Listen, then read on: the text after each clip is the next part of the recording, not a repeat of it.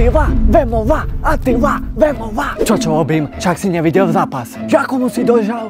Tá prvé 2 kola som držal Vemovovi, bo vyhrával. A potom Attila prišiel a dal mu, že bum. Takú... Ja by som ho tiež pobil. Takú bombu mu dal, že jedno očko tomu išlo, druhé očko tomu išlo. Potom tak pozeral, jak to ten žvávok Kladivovi, jedno očko tu, druhé očko tu. Vtedy mu stačilo takú jednu dať do stredu a už by bol K.O. Ale on ho neukončil.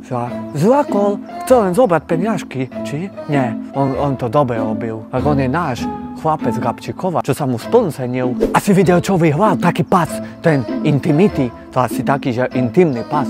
A oni už ukončili kariéru, ale ja ešte by som si s nimi dal jeden sparring tak na oktagóne. Dúfam, že príjmu, lebo inak sa boja, inak sú sláči. Ich rozkopem. Hej, a inak viete, prečo ste ma tak dlho nevideli? Tak to vám poviem na budúce, čo sa stalo.